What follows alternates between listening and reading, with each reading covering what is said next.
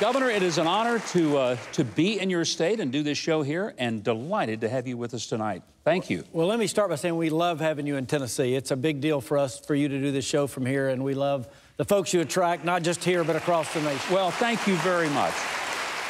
You are about to end 2 four-year terms, an incredible tenure. You've had some remarkable success in everything from transportation, education, economic development.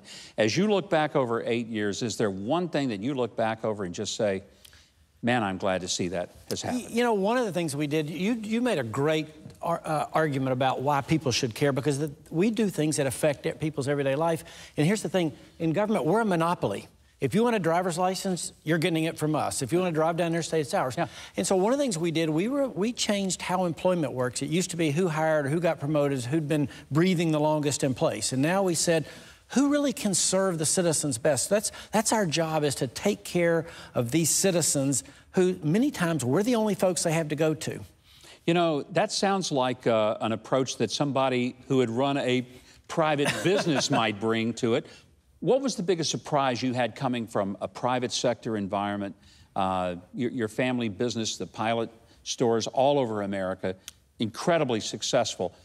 But you step into the government, and what was the biggest shock or surprise? You literally can accomplish way more than you thought. If I had a place that I made a mistake as governor, it would be a sin of omission rather than commission. It was what I didn't attempt to do because I didn't realize how much you could do. You literally affect people's lives. One thing I think probably a lot of people are shocked by when they first get into politics is that in the private sector, you can just fire people if they don't perform. You can't fire the legislature. You know, I'm sure that there were moments you would like to have fired the whole bunch of them, but you can't do that. And you got to learn to get them to want to be where you are on an issue. Well, I mean, the truth is, we have 50 members in our House and 33 in our Senate, and excuse me, 99 members in the House and 33 in the Senate. Unless you can get 50 in one body and 17 in the other, it doesn't matter what your idea is. It's going nowhere. And so there is a sense of you're not king, you're the governor. Yeah. And your job is to persuade folks of why this is the best thing. And it's frustrating at times, but that's how democracy works, and it works better than anything else. We are seeing a lot more business people run for public office, maybe out of frustration because they don't like the way government is run.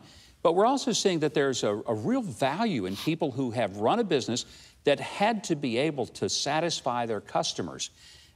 What did you feel was the biggest takeaway that you brought from the private sector when you became governor? You better hire great people, and it's one of the things you learn in business is it's not about you, it's about this team of people that you put together. So that, and then understand at the end of the day, it's critical. The budget you put together becomes the defining document for what's happening and who you're deciding to serve.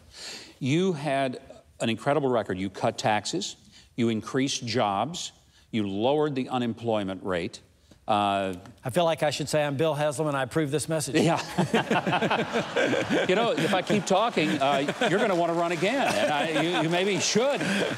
But you have had an extraordinary, effective time as governor, and the economy of this state has performed better than other states. Why was that? Well, I think there's a couple of things. Number one, we believe in low taxes. We believe in reasonable regulations. We believe in low debt. We have the lowest debt per person in the whole country.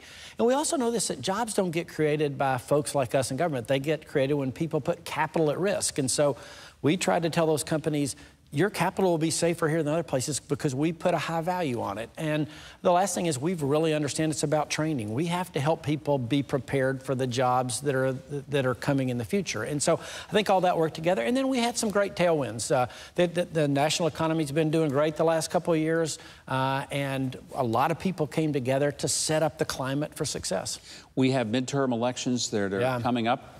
What's your prediction? Will the Republicans do better than expected, or is this going to be a terrible year? No, I think better than expected. I think at least in states like this, the Kavanaugh hearings were a defining point where people said, oh, okay, I get it. Maybe it is, you know, I see how the game is being played. And I personally think the Democrats overplayed their hand some. And we've seen that in the Senate race here, the impact. And we've seen it others. I'm cheering the Republican Governors Association. We've got 36 races across the country, and we're seeing it, and not everywhere, but in certain spots across the country, a backlash against that. If you could offer some advice to the people in Washington, not that they would take any account of it at all. But if you could, what would you tell them? You know, you're here to solve problems, and all of us can agree. We have certain big problems we can all agree, whether it's issues around the deficit, around opiate addiction. I mean, we can go on. There's certain things we can, regardless of your politics, we can agree that's a big issue. So let's start ticking those off and saying, what are we going to do together to solve those problems? Would that mean you might one day take a look at running for something that would send you to Washington, Senate, President, something like that? You know, I honestly, I have loved doing this. I mean, I've loved being a mayor. I've loved being a governor. As you and I have spoken before, being in Washington's a little different animal. And I'm not certain that's kind of what I've been called to do, but we'll see. I mean, you never say never, but again, I've loved this so much. And I do, everything you just said as you introduced this, it matters who governs and it matters who we elect. Well, and I hope that's a message that really sinks into to people when they go vote here in a couple of weeks. Governor, I can't tell you how much, Governor. What an honor to have you here. Honored to be here. Thank you very, very much. Well, my thanks to Tennessee Governor Bill Haslam. He has proven what a business-like approach can do for state government.